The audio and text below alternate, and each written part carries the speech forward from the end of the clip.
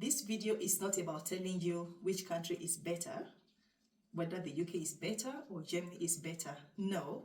In my last big video, I've provided you with information about why I had to leave the UK for Germany. And in today's video, I'll be providing you with information about the real cost associated with moving from the UK into Germany. Hi, welcome to my channel. My name is Alice Rita, and in today's video, I'm going to share with you information about the cost of moving from the UK into Germany.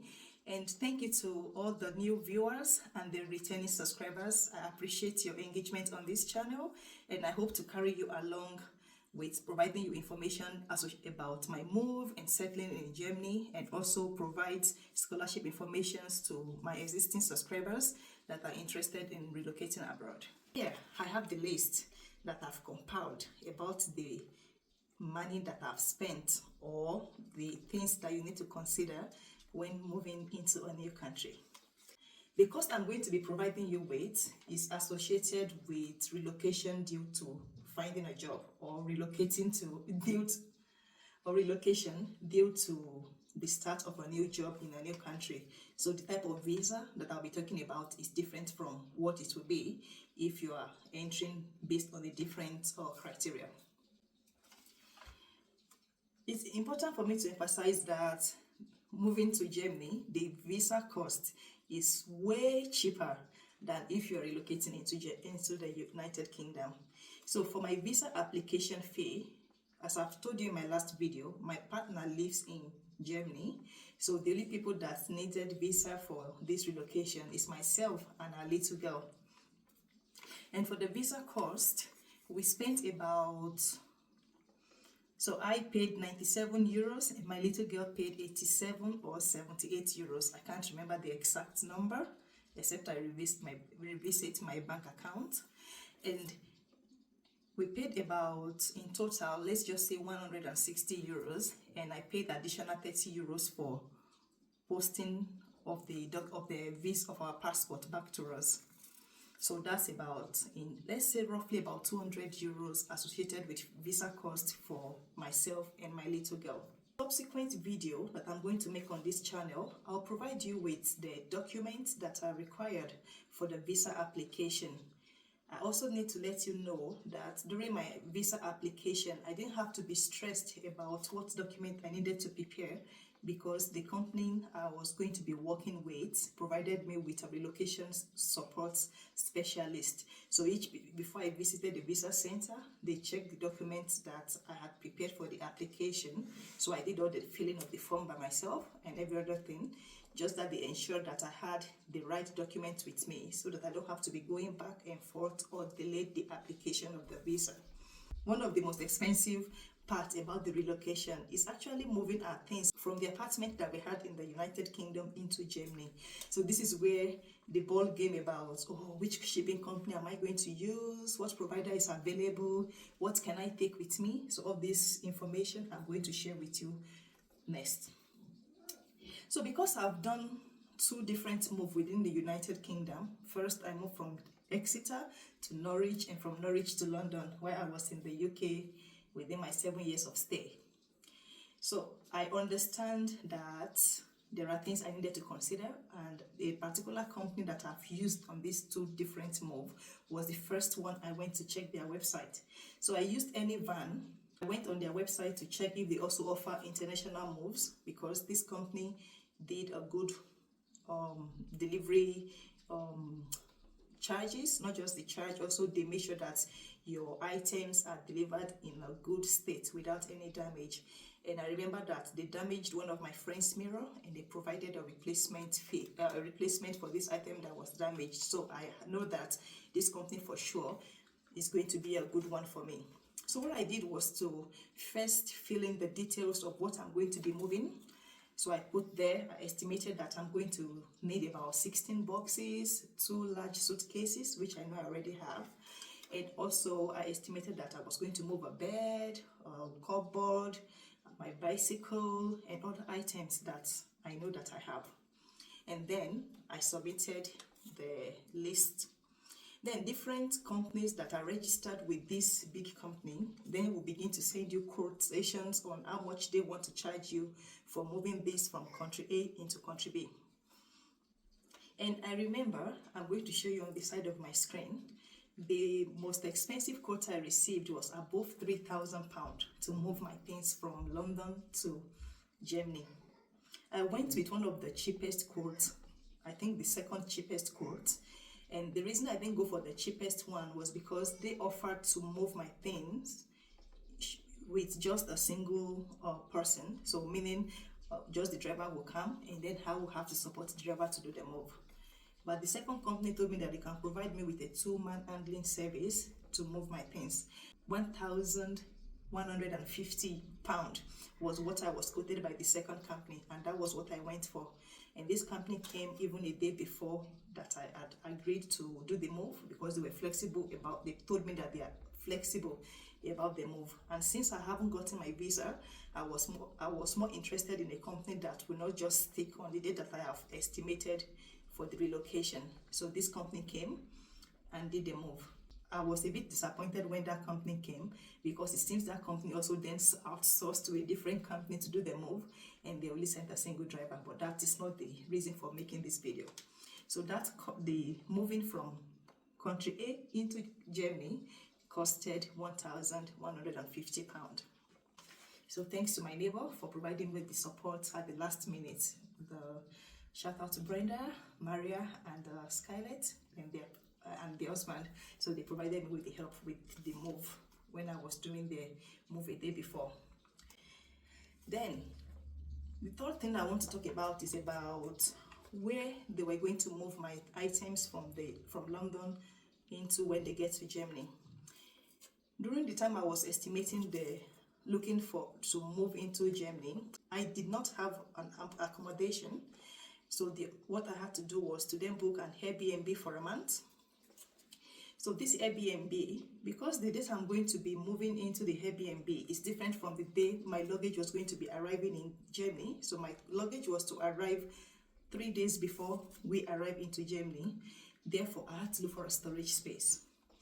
And what I did was to search for storage space in North Rhine-Western region, because that's the region I moved to. And I wanted to ensure that the storage space is within that city that I was going to be moving into, so that I won't have to pay too much to move again into my final apartment. Then I found Lagerbox. With the Lagerbox, there was an offer. They had a promotion whereby I paid for the second month, so I get the first month free. So I just secured and paid for 2 months. That way I booked the space for 2 months. So I paid in total 50% of the storage space, which was about €80, because I chose the premium package, which would have allowed me to use their moving van whenever I'm ready to do the move from the storage space into the apartment. So I paid €80 for that. Then what about the accommodation that myself and my baby were going to arrive into when we moved to Germany? At this point, I'm sure you'll be wondering, if your partner already lives in Germany, why do you have to be looking for Airbnb or a temporal accommodation? The state that I got the job over from is different from the state my husband is living in. So it makes more sense for me to move to the city that my husband is living in. But I need to also ensure that I'm going to be, we need to find daycare for the baby. And I also had just 3 days to my start date. So when I was stopping my office job in UK at the end of the month, and the beginning of the next month I was starting a new job. So it was important that we are already settled or partially settled into the state we're moving into before the start of the job, and that was why we had to look for a temporal accommodation in this new city. And I told you earlier that the company provided me with a relocation support agency to ensure that I had a smooth transition. So in my case, I was less stressed about the move, because I had people at the background that were stressing out finding accommodation, ensuring that I have all the right documents, so that when we are coming into Germany, we are not going to be stressed. And that is why I'm also sharing this with you, so that you understand that factor about being excessively stressed about relocation, that had already been taken off my shoulder. Though even though I had like 2 months to the start of the job, actually I had more than that. We were searching for accommodation after we finally gotten the visa, but most of the places that I found, either the space wasn't up to what I wanted, so maybe they had like maybe 50 meters square. It's enough for a family of 3. But because I've lived in a smaller apartment in London, I was more intentional that the next apartment I was going to be living in must be nothing less than 80 square meter. So I was more intentional that I want the space. If you've lived outside of London, you will understand that other cities had bigger spaces. There are gardens, even if you want houses that has garden. So all these things were things that were in my criteria that I told the agency that, oh please, I want a house with bigger space. It is very important because I have a little girl that was just about to start walking, so I wanted to have enough space to explore. I don't have to be watching over her every step, so I wanted that space to be certain. And eventually we got the apartment a day after we arrived in Germany, after the agency had sent me so many adverts, and I was like no, no, and no. And most of the apartments that had the bigger space were above my budget, so I had to discuss this with my partner, and then we eventually increased the budget for the apartment, and we found a lovely space. So the Airbnb, for a month we paid about 1,200 euros to have the temporal accommodation. Now, the few things that are remaining are mostly about the transportation, which is about us flying from the UK into Germany. So how much did we spend on flights for myself and the little girl? Because we received the visa a week before we traveled, getting a Ryanair ticket had become terribly expensive. So we paid about 300 euros for a flight.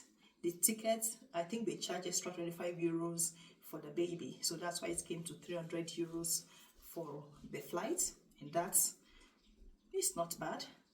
And I was lucky that during my flight, my baby was asleep. So I didn't face the stress of trying to keep the baby comfortable during the flight from UK to Germany. She slept all through. Oh, Michelle, thank you.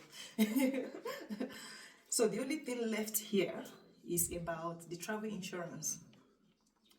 In order for you to be able to apply for the visa, even if you apply for a tourist visa, you need to show that you have a travel insurance, and I paid for a month-long insurance because I wanted to have the peace of mind that while we are ensuring that the visa comes on time, or we might go in a day early or a week early. I factor in so many things, so I just went for a month travel insurance, and I paid about 27 euros for this travel insurance. It was cheaper to actually go for a year travel insurance, but it was not needed since I wouldn't be returning to the United Kingdom anyway, so I just went for the 1 month travel insurance for 27 euros. The other thing that I have failed to mention is that when we're applying for the visa, it was important that we show that we have health insurance for Germany. So what I did when I was living here before, about 10 years ago or 7 years ago, I used the technical tracking physician, the TK insurance, the technical. So I just registered with them again, and they sent me the code and the slip, which I was then able to then use for the visa. I don't have to pay until the start of my new job, so there was no cost associated with that for the move. So in total, let me recall, for the visa, I said for the visa and the postage fee, we spent about £200, not euros. For the logistic company, I paid £1,150. For storage space, I paid 90 euros. For the flight, we paid 300 euros. For the Airbnb, that costed us about 1,200 euros for a month. And the travel insurance, we paid 27 euros. And the little feed, the other fees that are here is just me getting a cup of coffee at the airport and the train ticket from the airport to the final destination of our Airbnb. So that I paid about 30 euros. It would have been wiser for me to pay the 49 euros 1 month ticket. So in Germany they have what is known as the Deutschland ticket, which would have allowed me to travel anywhere for free once I'm able to prove that I have this ticket. But we moved in at the end of the month, so going for that ticket wasn't a wise decision, and that was why I paid 30 euros for the ticket from the airport to the city that we are living in. So if you're interested about where I got the English speaking job, stay tuned because I'm going to be making this in my next video. There are several websites I've shared previously on my channel about where to find jobs in Europe, not just in Germany. So I'm going to be providing you the information about where I got the job that I secured to move to Germany. And I think I was fortunate and the whole planets was in alignment when I was searching for this particular job. So I'll be sharing this with you in my next video, and I don't want to keep you bored by providing you with all the information in a single video. So I would like to say thank you for watching my video, and I'm going to see you in my next video. Don't forget to like and subscribe so that you get notified when the new video is online. Goodbye.